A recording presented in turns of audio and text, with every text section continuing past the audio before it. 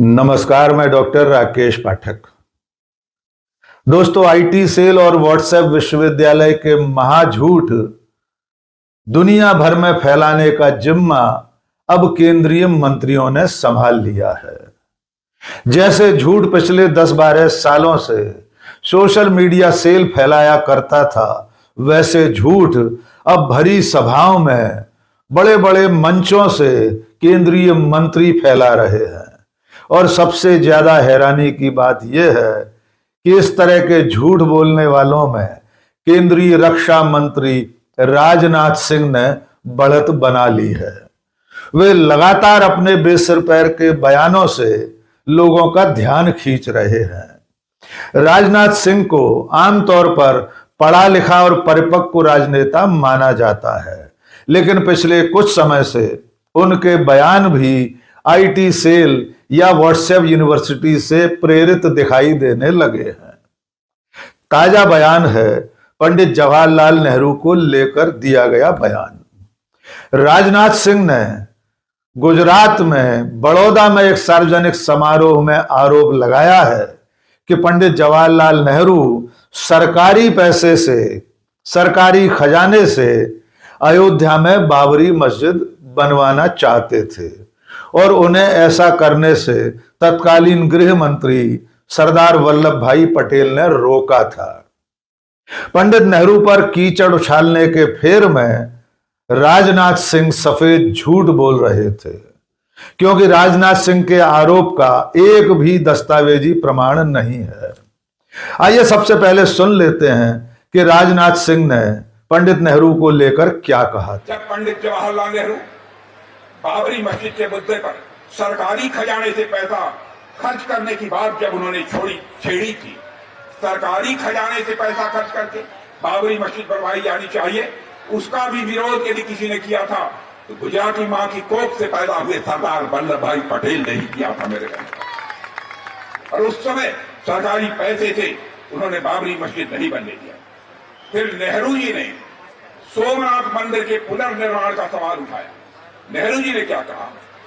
जब पुनर्निर्माण का सवाल उठाया तो बड़े ही शांत भाव से सरदार ने शांत पर दृढ़ स्वर में इस बात को स्पष्ट किया, सोमनाथ मंदिर का मामला अलग है, वहां 30 लाख रुपए जनता ने दान दिए हैं, एक ट्रस्ट बनाया गया है और इस काम में सरकार का एक कौड़ी भी पैसा खर्च नहीं हुआ है, यह सरदार वल्लभ भाई पटेल ने। इसी तरह मेरे बहन भाइयों, अयोध्या में आज जो भव्य राम का मंदिर बनकर तैयार हुआ है, मैं आपको बताना चाहता हूं, सरकार के खजाने से एक पैसा खर्च नहीं हुआ है।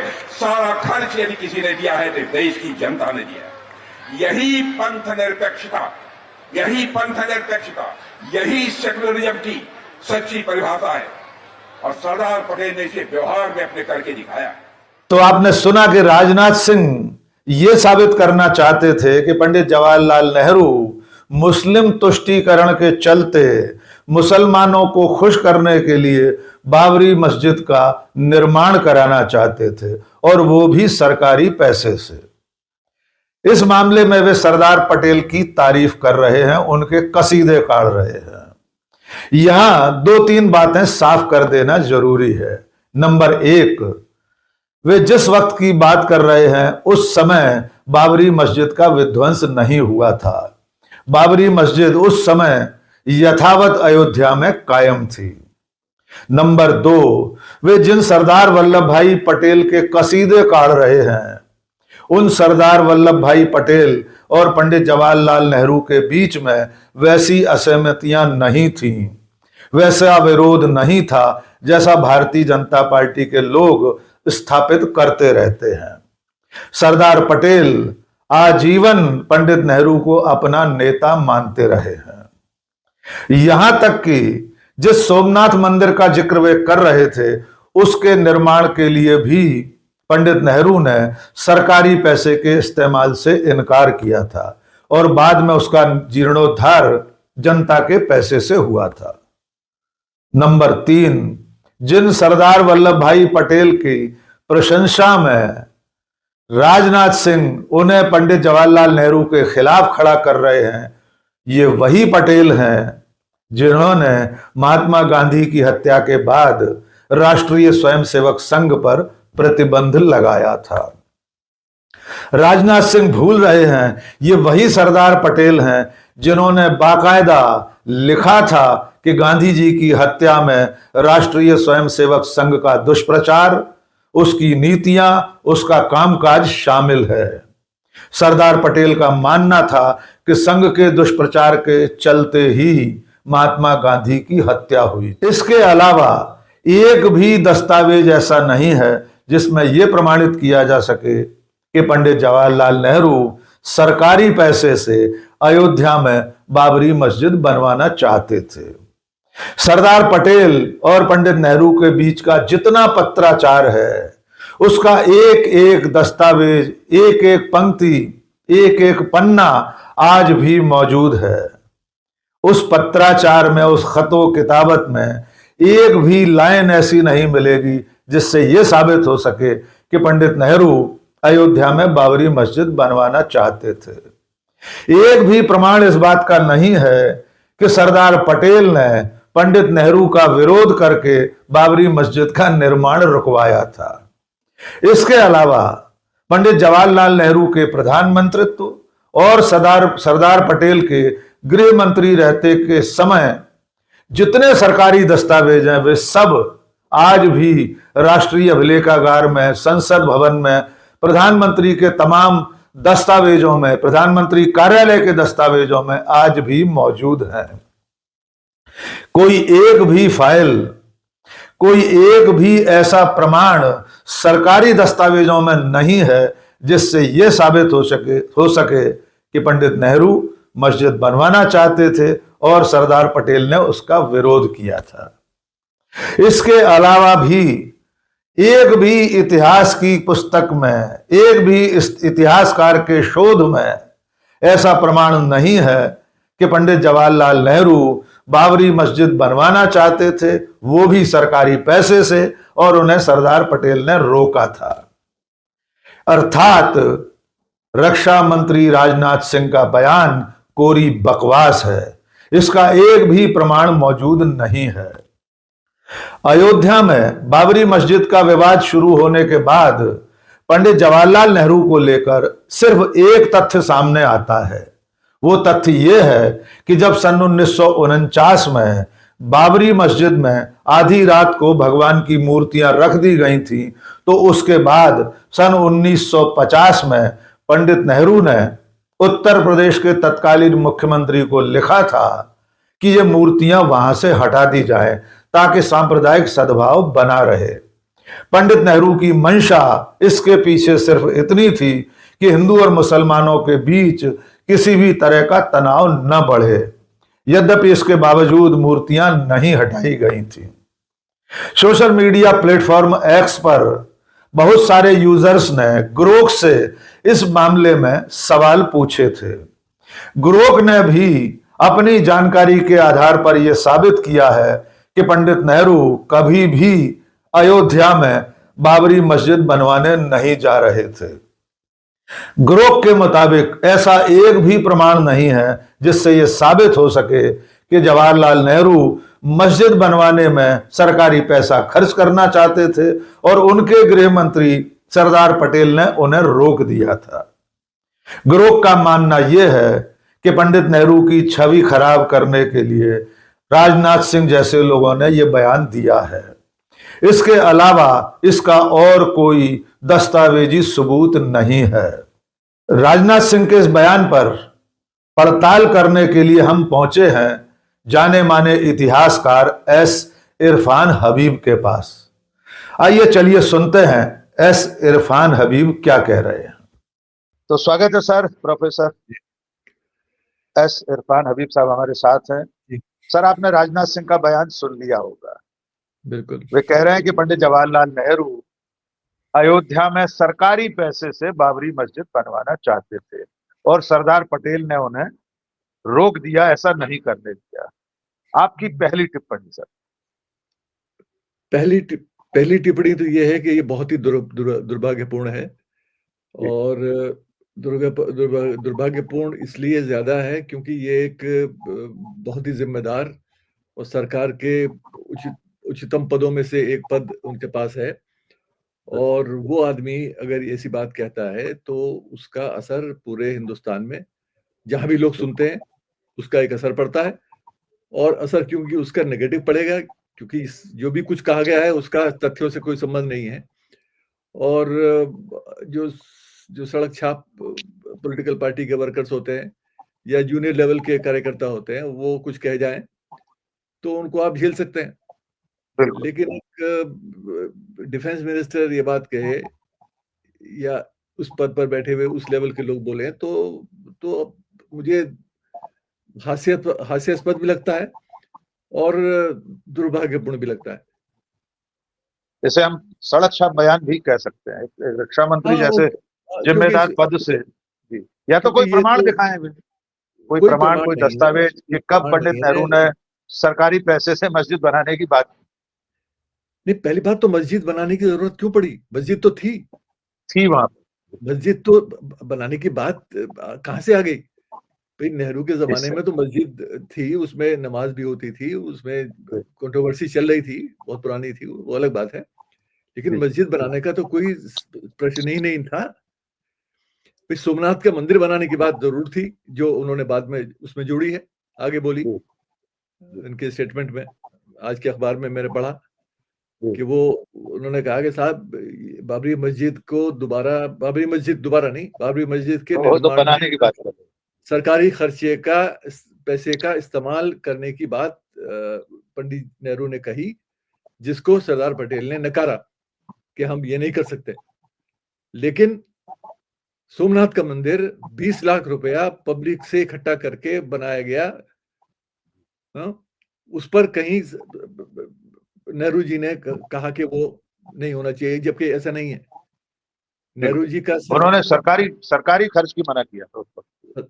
नहीं, सोमनाथ मंदिर के बारे में उन्होंने सिर्फ उद्घाटन पर सवाल उठाए थे कि राष्ट्रपति को वहां जाना चाहिए कि नहीं जाना चाहिए, ना। उस पर एक राजेंद्र प्रसाद के साथ एक उनकी डिबेट है, तो उसमें आप एग्री डिसएग्री कर सकते हैं।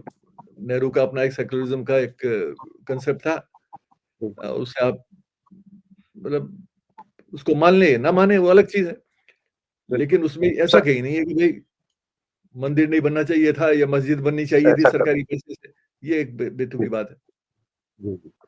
सर, इसमें एक बात जरूर आती है जो तथ्य है, मैं चाहूंगा आप इतिहास के दृष्टिकोण से आप उसे थोड़ा सा हमारे दर्शकों को समझाएं कि अयोध्या के मामले में पंडित नेहरू और सरदार पटेल के विचार तो बिल्कुल एक से थे। एक घटनाक्रम मिलता है 1949 में जब मूर्तियां रख दी गई, और उसके बाद 1950 के आसपास पंडित नेहरू ने और गृह मंत्री सरदार पटेल ने दोनों इस मामले में सहमत थे कि वह मूर्तियां वहां से हटानी चाहिए ताकि सांप्रदायिक सद्भाव बना रहे।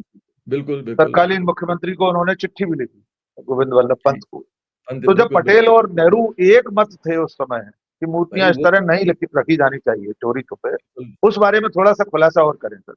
ये तो ये ऐसा है, ये पूरा जो एपिसोड है 1949 में जो हुआ, वो उसके बारे में बार बार काफी लोग उस पर बोल चुके हैं और अपनी बात रख चुके हैं, और वो साबित हो चुका है कि वो किस तरह से प्लान किया गया था।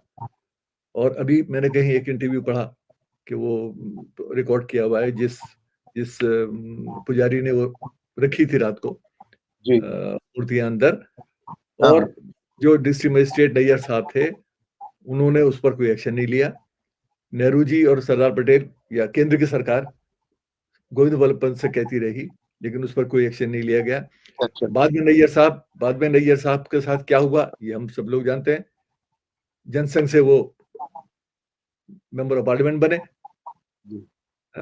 तो ये एक लिंक जो है वो साफ तौर से दिखाई देता है। अब जो आप आंख बंद करके ना देखना चाहें तो वो अलग बात है, लेकिन ये पूरी एक स्ट्रेटजी थी जो बड़ी वेल प्लान्ड थी। उसमें कोई किसी तरह का कोई मतलब सोच विचार करने की जरूरत है ही नहीं, वो सब सामने है।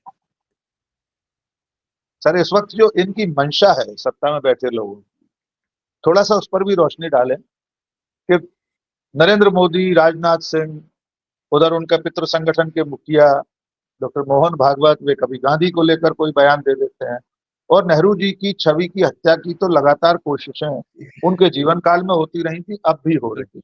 बिल्कुल अब इस बिल्कुल। ताजा बयान का क्या अर्थ है? अभी क्या चाहते क्या है राजनाथ सिंह? मंशा क्या है? ये इनकी प्रॉब्लम ये है, एक तो ये इनका पूरा जो राजनीति है वो झूठ पर आधारित है हमेशा से, उसकी बुनियाद ही झूठ पर है। आप आरएसएस की शुरू की का पीरियड ले लीजिए। दूसरी चीज ये है कि इनका जो रीडिंग लिस्ट है, अगर ये कुछ पढ़ते लिखते हैं मुझे मालूम नहीं, वो इतनी संकीर्ण है वो, कि वो शिशु मंदिर से शुरू होती है और वहीं खत्म होती है। तो उसमें कहीं गुंजाइश या पीएनओ पर खत्म होती है ये सर। लोग पहुंचेगी तो और बिगड़ जाती है, उसके मतलब उसका रूप और स्वरूप बिगड़ जाता है। क्योंकि पीएनओ को अब जो लोग इतिहासकार माने, जो आज जैसे माना जा रहा है, तो फिर जाहिर है कि इतिहास वालों का क्या काम, फिर कोई काम ही नहीं। तो बात ये है कि ये जो भी कुछ हो रहा है, ये एक तो सोची समझी साजिश है, एक साजिश के तहत है। नेहरू के खिलाफ जो भी कुछ कैंपेन है वो भी एक कंसर्टेड प्लान के तहत है, वो पहली बार नहीं हो रहा। नेहरू टारगेट पर हमेशा से रहे हैं। आप नेहरू के आजादी से पहले का भारत देख लीजिए। अक्षय मुकुल ने किताब लिखी थी गीता प्रेस पर कुछ समय पहले, उसमें बड़ा तफसील से जिक्र है कि हनुमान प्रसाद पोद्दार जो बड़े पावरफुल आदमी थे उस समय, दक्षिणपंथी विचारधारा के, और उन्होंने कल्याण अखबार मैगजीन निकालना शुरू किया था सनातन हिंदू धर्म की रक्षा के लिए, या उसको उसका सही स्वरूप लोगों के सामने परिवारों में पहुंचाने के लिए। परिवारों में ये कहा गया था कि परिवार, जो महिलाएं खास तौर से, उन तक सनातन हिंदू धर्म का स्वरूप पहुंचना चाहिए। अब उसमें ये हुआ कि उन्होंने बड़े बड़े विद्वान लोगों से, राजनीतिक नेताओं से, लेखकों से, कवियों से उसमें आर्टिकल लिखवाए। मकसद ये था जितना बड़ा विद्वान उसमें लिखेगा उतनी ज्यादा लेगेसी कल्याण को मिलेगी। गांधी जी तक से उन्होंने लिखवा लिया, 2-3 बार लिखा है गांधी ने में। मुंशी प्रेमचंद तक से लिखवा लिया। नेहरू से 2 बार कोशिश की, और नेहरू का जवाब यह था कि मैं किसी भी ऐसे प्लेटफॉर्म से जुड़ना नहीं चाहूंगा जिसकी विचारधारा से मैं सहमत नहीं हूं। तो ये तो एक बड़ा ओपन चैलेंज था इन लोगों के सामने, जो नेहरू पेश करते रहे बार बार हर मौके पर। मैं यहाँ ये नहीं कह रहा हूं कि गांधी सांप्रदायिक हो गए, लेकिन या प्रेमचंद सांप्रदायिक हो गए, लेकिन नेहरू की सोच इन सब लोगों से थोड़ी अलग है, खासतौर से सेकुलरिज्म को लेकर। वो अपने उस यकीन पर पूरी दृढ़ता से कायम रहते थे। फिर वो एक राजनीतिक नेता नहीं है सिर्फ, वो एक लेखक भी हैं, विचारक भी हैं, पढ़ते बहुत थे, लिखते बहुत थे। तो उनका एक अपना एक कमिटमेंट था, चाहे वो समाजवाद से कमिटमेंट हो, सेकुलरिज्म से कमिटमेंट हो, इंटरनेशनलिज्म से कमिटमेंट हो, वो तो अंतर्राष्ट्रीय बात की बात है ना।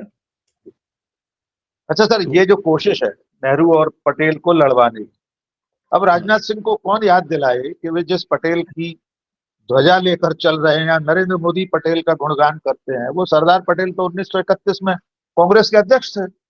वे आजीवन पंडित नेहरू को अपना नेता मानते रहे, पूरा बाकायदा लिखित प्रमाण है, पत्राचार है उनका।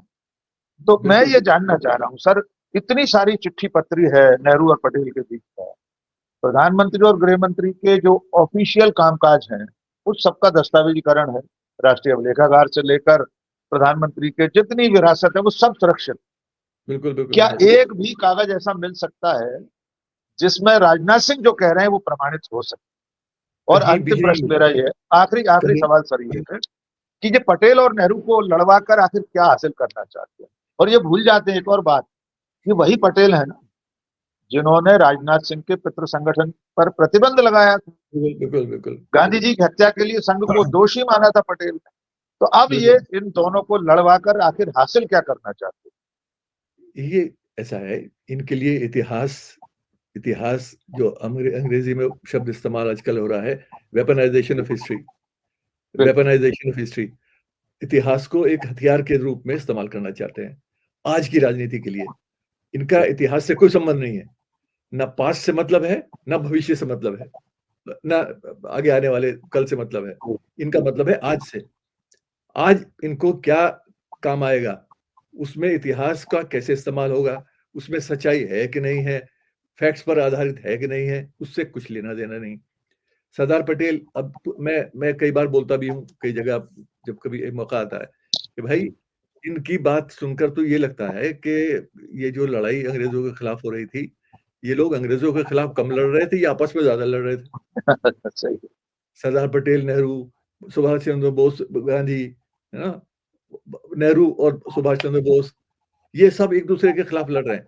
इनको ये मालूम नहीं कि ये सब लोग सोचने वाले लोग थे, पढ़े लिखे लोग थे, इनकी अपनी समझ थी, और डिफरेंसेस ऑफ ओपिनियन उन्हीं लोगों में होंगे हो सकते हैं जो जिनके पढ़े पास लिखे। सोच होगी, जिनके पास सोच होगी। इसका मतलब ये नहीं है वो एक दूसरे के दुश्मन है, वो एक दूसरे का सम्मान करते थे, सम्मान के साथ डिसएग्रीमेंट था, जो आज के राजनेताओं में नहीं मिलता।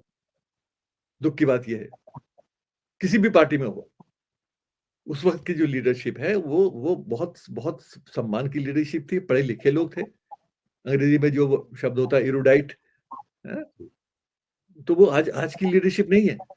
अफसोस की बात यह है कि हम बहुत ही एक जो हमारी छिछोरी राजनीति आज की है, उसको हम टेलीस्कोप करना चाहते हैं इनटू द पास्ट, जो जो संभव नहीं है, क्योंकि वो पीरियड अलग है, वो लोग अलग हैं, वो जनरेशन अलग है। वो सब बैरिस्टर्स थे, सब जी, सब पढ़े लिखे लोग थे। ज्यादातर लोग पढ़े लिखे लोग। हाँ, तो वो कहाँ नेताजी पत्रकार सुभाष थे, आईसीएस। बड़े बड़े लेवल के पत्रकार थे वो, आज के वाले पत्रकार भी नहीं थे। तो ये सब जो हो रहा है, ये अफसोस ये है कि हम एक बहुत ही किसी और ही जनरेशन में पहुंच गए, मतलब प्रोग्रेसिव जनरेशन के बजाय बड़े रिग्रेसिव, बैकवर्ड लुकिंग दुनिया में आ गए, जो नहीं होना चाहिए। और सरदार अच्छा सर, पटेल के क्या हवाले क्या क्या आपको लगता है, मेरा एक आखिरी, पहले मैंने क्या गया था लेकिन आखिरी सवाल, में क्या संघ परिवार, जनसंघ, जनता पार्टी, भारतीय जनता पार्टी, इन सब के भीतर कोई अपराध बोध है, कोई हीनता बोध है कि आजादी की लड़ाई में इनके पास कोई नायक नहीं था, हाँ, आजादी की लड़ाई में इनका पितृ संगठन राष्ट्रीय स्वयंसेवक संघ या हिंदू महासभा शामिल नहीं थे, इसके उलट अंग्रेजों के साथ थे? बिल्कुल क्या इसकी वजह से ये हमारे असली नायकों पर कीचड़ उछालते हैं? गांधी, नेहरू, बिल्कुल, पटेल, उसमें कोई शक पटेल ही को नहीं तो है। अपना बनाने की कोशिश करते हैं। इसमें ये सवाल तो ये सवाल तो आपको करना ही नहीं चाहिए, ये तो तय है, इसमें कोई दो राय हो ही नहीं सकती, क्योंकि ये इन लोगों का ये तो रिकॉर्डेड हिस्ट्री है। और ये मैं कई बार, जो हमारे संघ के, मैं नाम नहीं लेना चाहूंगा, जो मेरे साथ बहुत सारी टीवी डिबेट्स में रहे हैं, जब हम कभी टीवी में जाया करते थे, अब तो जाते नहीं, तो वहां अक्सर ये बात होती थी कि भाई मैंने कई बार कहा कि मुझे अब आप एक नाम बता दीजिए जिसने अंग्रेजी शासन के खिलाफ किसी आंदोलन में भागीदारी जिसकी हाँ रही हो, जी, जो जेल गया हो ना, क्योंकि भाई 1925 में आपकी बुनियाद रखी गई। एक नाम हेगडेवार आप लेते हैं, वो वो गए भी तब जेल गए थे जेल जब वो कांग्रेस में थे। कांग्रेस में थे, हेडगेवार। और 1925 से पहले, संघ आरएसएस के बनने से पहले, तो कोई एक नाम नहीं आता। अच्छा, लोग ये कहते हैं कि साहब, मैंने भाई आपने अगर रहा है तो आपने इतिहास लिखा क्यों नहीं? किसी ने ऐसी कोई किताब क्यों नहीं? भाई ऐसा तो है नहीं कि पीछली जो सरकारें थी उन्होंने कोई पाबंदी लगा रखी थी पब्लिशर्स पर या स्कॉलर्स पर कि कौन क्या लिखेगा और कौन क्या छापेगा। कोई भी लिख ऐसा तो सकता था था, नहीं। हमने जो भी कुछ कुछ होता तो लिखा पढ़ा लिखते। है, भाई हम लोगों ने जो भी कुछ लिखा पढ़ा है, वो अपने आप ही तो लिखा है। हमारी दिलचस्पी थी, हमने किया। भगत सिंह पर काम हमें करना था, हमने किया, या और लोगों ने किया, जो भी है। तो ये कोई किसी सरकार के या किसी पब्लिशर के कहने पर ना तो लिखता है कोई, ना छापता है। तो आपने अभी तक क्यों नहीं लिखा? भाई जब अगर इतना बड़ा आपका कुछ आपका जो है योगदान है, तो वो योगदान कम से कम लिखित रूप में लोगों के सामने होना चाहिए। बिल्कुल। बात ये है कि ये सब चीज तय है और उनका पूरी पूरी कोलैबोरेशन मौजूद है। कैसे कैसे हिंदू महासभा और मुस्लिम लीग साथ मिलके बिल्कुल काम करते करते रहे, चले। सरकार बनाते रहे बंगाल में, 1906 में जब मुस्लिम लीग बनी, तब से लेके ब्रिटिश सरकार कैसे मुस्लिम लीग को सपोर्ट करती रही, उसके बाद हिंदू महासभा और ये तीनों लोग एक साथ मिलके लड़े, कांग्रेस से लड़े। ये मतलब कांग्रेस पार्टी तो उस समय की अंग्रेजों से नहीं लड़ी थी अकेले, वो मुस्लिम लोगों लीग से और मिल महासभा, ये सांप्रदायिक शक्तियां और अंग्रेज, ये 3 प्रोंग्ड लड़ाई है। बिल्कुल सही। तो ये तो एक पूरा इसमें मतलब मुझे मेरी बात कोई माने ना माने, आप जाके आर्काइव्स में देख लीजिए, मैं अक्सर चैलेंज करता हूँ। मैंने ये भाई कांग्रेस, ये जो आर्काइव्स बनाया है ना, ये अंग्रेजों ने बनाया, जो सारे रिकॉर्ड्स रखे हैं 1930, 20, 40 और ये सब पूरे पार्टीशन तक, आजादी तक, ये सब अंग्रेज बना के गए। तो इसमें आप किसी भेदभाव का भी इल्जाम नहीं लगा सकते। तो जिसने जो किया वो उन फाइलों में मौजूद है। आप और उसमें बताइए। एक भी दस्तावेज, उन फाइलों में एक भी दस्तावेज ये बिल्कुल प्रमाणित नहीं कर सकता कि पंडित नेहरू अयोध्या में बाबरी मस्जिद बनवाना चाहते थे और सरदार हाँ पटेल ने उन्हें रोका था। भाई, अगर तो है तो हमें हमने इस दिखा दे, वक्त, जी बिल्कुल है, तो अगर है तो हमें दिखा दे। अच्छा, दूसरी चीज, बिल्कुल देखिए, अखबार है, कंटेम्प्रेरी पेपर्स हैं उस वक्त के, वो उस सारे समय के मौजूद अखबार हैं, सारे मौजूद हैं आज मौजूद हैं अलग अलग भाषाओं में। तक। कोई रिपोर्ट दिखा दे भाई, ये तो अखबार में और छपी ये होगी तो ना। और सर ये तो 49-50 तो कोई 200-250 साल, 1000 साल पुरानी घटना तो है नहीं। उस ये वक्त तो की तो सब चीजें मौजूद है, आजाद भारत के दस्तावेज। डॉक्यूमेंटेड हिस्ट्री है, डॉक्यूमेंटेड जी हिस्ट्री है ये। बिल्कुल ये कोई एंशिएंट अशोका के काल की बात थोड़ी हो रही है, ये मुगलों के जमाने की। बिल्कुल सही।